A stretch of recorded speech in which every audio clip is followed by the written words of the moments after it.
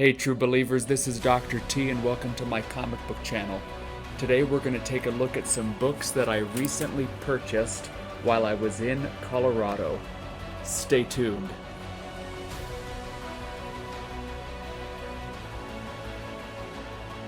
Please consider smashing that like button and subscribing to the channel. And if you're really enjoying today's content, press that notification bell. About 2 weeks ago, my wife and I, 4 children, went to go visit family in Colorado, and we got there and budgeted time so that I could go to a few different LCSs in the area, and I ended up only going to 2. That's all the time we had in a day. My dad came along with me, and we bought a stack of books. So let's take a look at what we have here. And this is how I like to package books while I'm traveling. I put them between 2 firm pieces of cardboard that I brought with me, knowing that I was going to buy some books, and then I wrap it with several pieces of rubber bands, and it seems to do the job very well. This is how I ship a lot of books. I'll bubble wrap them and then ship them, but transporting them while driving in a car for 8.5, 9 hours. This is how I like to do it, and it keeps the books nice and safe, and then I don't have to worry about while I'm driving that a little bump's gonna mess up any of these comics. First, we stopped at I Want More Comics and Games in, I believe, Thornton, Colorado, just outside of Denver, and they had a great selection of back issue bins, just tons of back issue bins. One of the features I really liked about their store, if you wanted to buy a whole lot, like they had a whole run of X Factor, like issues 1 with the original X-Men team through issues 115. You could buy them all. It was packaged really nicely and securely, and I really liked the setup of this store. A lot of modern books. There wasn't a lot of older Silver Age, Bronze Age, anything like that, but the back issue bins were really impressive. And I came away after, we were probably there for an hour, hour and a half, and I came away with a high-grade copy of New X-Men 114. This is the first appearance of Cassandra Nova, and I've featured this book on this channel before as perhaps she's a fantastic villain, terrible, awful, evil villain that isn't talked about very much, but she came on the scene with a bang, and it was really impressive what they did with her in this particular story back in I think 2001, just after the first X-Men movie came out in 2000. So I got that. And then they also had this Star Comics version, which was part of Marvel Comics, of the Muppets in Manhattan in this 3-issue limited series, and I thought, boy, that would be nice to pick this up. This I haven't even opened it, but issue 2 is in there, issue 3 on the back, and this set only cost me, what was it, $15, and then the new X-Men 114 was only $4, and again, that one was in high grade, near mint plus, and then this copy is a very nice near mint copy that I thought this would be really great to pick up, because these books are difficult to find in high grade because they were geared toward, Star Comics were geared toward children, just like the He-Man #1 from 1986, those type of books and others were geared toward children, so it's hard to find them in higher grade, especially raw like this. So I picked this up and thought it was nice to have. So that was all that from this store. And then there were a bunch of other stores to choose from, and I ended up going to Hero headquarters. I made a giant list. First, I walked in, and they had, you could tell right away, they had a big wall behind their cash register, and then on the other side of the store, I should have taken more pictures. The other side of the store, up on the wall, they had a few rows over the course of a giant area of their store, and there were just big, significant books throughout the store, tons. A lot of raw books, very few graded books, and that's fine. That's how they do it, and the prices a lot of times reflected more of the graded, if that book had been graded at that, they were reflecting that price. But huge selection of books. I ended up making a list of at least 30 to 40 books. We ended up being there for 3 to 4 hours. I knew I was going to come away with a giant stack of nice books. I mean, they had Spider-Man keys, they had X-Men keys, they had Batman keys, and Fantastic Four keys, anything like that.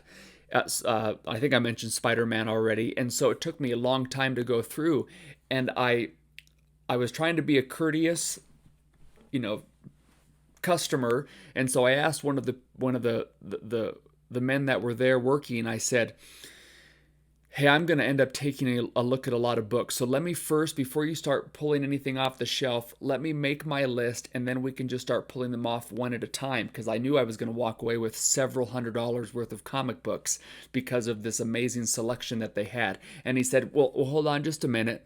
Let me call our guy that does our grading and our pricing, and let me see if he's available to come over. So they made a phone call.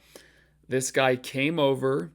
And then he very kindly he saw that I had this big list, and very kindly, very patiently began going up on his ladder, taking books down off the shelf.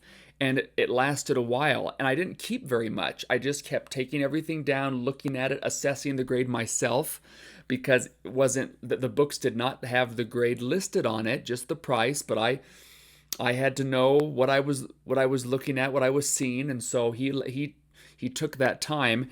I know this is a long story, but it'll be worth it. And after we pulled down 3 or 4 books, I said, hey, can I ask you a question? And I looked right at him and I said, are you Lee Kirby Ditko Comics?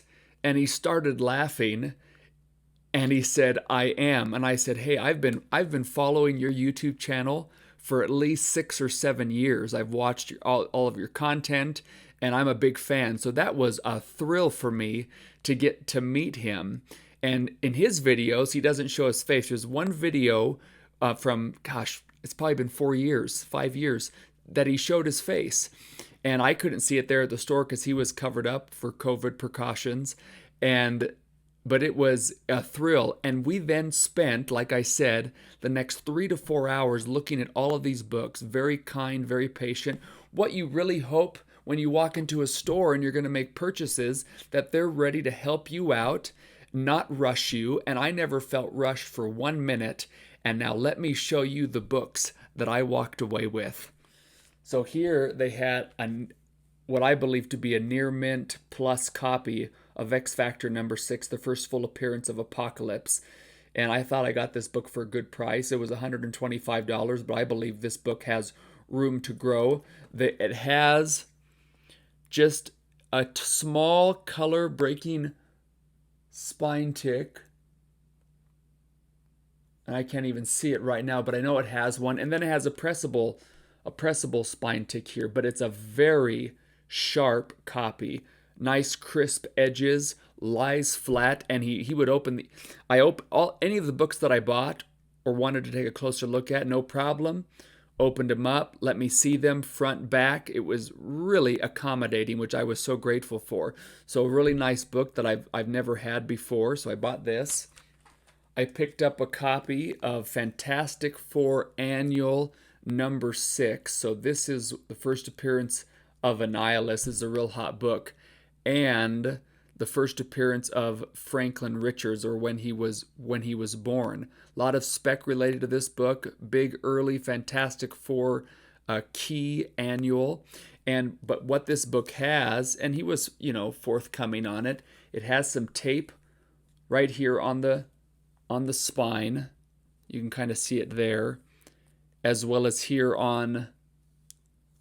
right here on the bottom. But it's not really obtrusive. It's in a decent location, and it really did a good job, at least preserving the spine, because a lot of these square-bound books really struggle with spine splits, right? And so this tape did its job. And according to, and I was a little concerned about that, because it wasn't a super cheap book. I probably paid a little more than I would have liked, but it was $300 for this book. But again, this book has room to grow, and it was great. It was a lot of fun to buy it in person and not online. I love doing that, like many of you do. But I checked my guide to grading comics, and the earliest mention of tape and what it does to a grade is in a 4.0, a very good. And so I believe this is a VG copy of this book, because the rest of it is really nice. You don't really have huge creases on the cover or anything like that. So I'm really hopeful that this book would come back graded a 4.0. Really lovely copy of this. And then they also had Iron Man and Submariner, and there you see the price, so 150, and not I mean, I guess you could say mid-grade, not high grade at all. And I thought that this was a VG or VG copy. You have a little tear here at the top right there, and you have the little bit of wear. You have that wear on the spine, right, to be expected in a mid to lower grade copy. But really nice book. And this book, again, has a lot of room to grow, with recently Submariner being confirmed as the antagonist in Black Panther Wakanda Forever. So this book has room to grow, and I'm just happy to have it in the copy. And again, their books are really nice. This doesn't have any major creases or bends across the cover. Really displays well, and they just had book after book after book like this. Tons of major books that any of us would recognize going into the store, like, wow, check that book out, check that book out. Again, my list was 30 to 40 comics, and I could have looked at more, but I didn't want to get too ridiculous, and I already thought that amount of books was ridiculous. And then just some fun books that I bought that were really near minty, high grade, real cheap, just about $3 each. This is Hercules from, I think, 1983. This was his limited series, 1 in a 4-issue limited series, very high grade copy of that. I've always liked Hercules in Marvel Comics, and I have his first appearance in Journey into Mystery Annual 1 with Erod right now to be pressed. But high grade copy of this book. And then they had issue 2. Their back issue bins were also very good, and everything's in Mylar. Every single comic in their store in Mylar. Beautiful. And so here's issue 2, high grade copy, and here's issue 3, also a high grade copy. Those were just fun pickups. And then the big book that I bought, it was risky, but I felt good about it. Again, there was no rush ever, and I appreciated that so much. The big book that I bought was a newsstand copy of Amazing Spider-Man 361. Of course, the first full appearance of Carnage here, right? But newsstand copy. This was not a cheap book. I'll tell you at the end what I paid for it. But let's take a closer look to see what grade this book should get. So I've carefully removed the tape. Always get that tape off there. You don't want any tape pulls when you're pulling these expensive books out, or any books for that matter. And one thing that I asked for, and they were, again, so accommodating at Hero headquarters, I asked for a few more backing boards just to reinforce the book versus just the one, and they gave me the backing boards no problem, so I could have 3 and feel really good about the safety of the book as we were traveling. So let's pull this out. So you can see how the book lies nice and flat, and it's always helpful to get it in the light. There's a few little ripples, but really, those are just the inks that you're seeing. But the book lies flat. The corners are sharp. Up here on the side, if you look up the side there, I don't know if you can see it. Any sort of indentation, like up here, you can see that a little bit by the just above the issue number. Those are from the staples, how those are just in the book, part of the manufacturing, at least in my opinion. And everything's really sharp, really crispy, really square. The back also lies nice and flat. You can see from the reflection there, very nice. And the spine on either side doesn't have any color breaking. You notice right there towards the middle, there are a few little indents, which makes me wonder if I should get this thing pressed, but, and again, those waves are really just part of the ink, not because they're anything that needs to be pressed. See that right there, those waves? But pretty flat. And one thing I talked about with John, the Lee Kirby Dicko comics, were these little tears on the back bottom of the book. And I asked him about those, and he said that that was part of the manufacturing. A lot of these books, ASM's 361s or books from this era, had those little tears, and that is a manufacturing defect, which doesn't necessarily affect the overall grade of the book.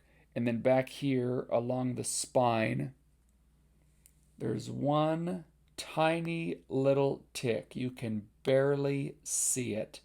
It's right there, hardly noticeable. It took me a moment to find it. I knew it was there, but it took me a moment.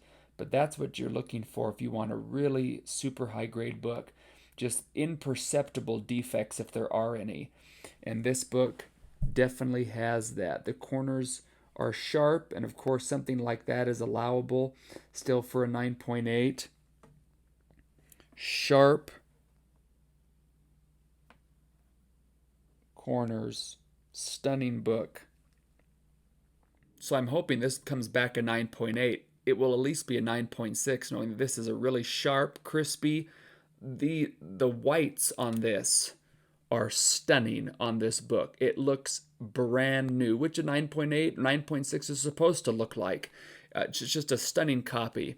And this book was $625, and then they bundled everything together. I bundled everything together. They took off $100, and with tax, everything was $1,200. But if this book comes back a 9.8, it will have been well worth it, because this book fetches a premium in a 9.8, as you can see here on cover price. The current FMV for this book, as well as some recent sales that you see right there.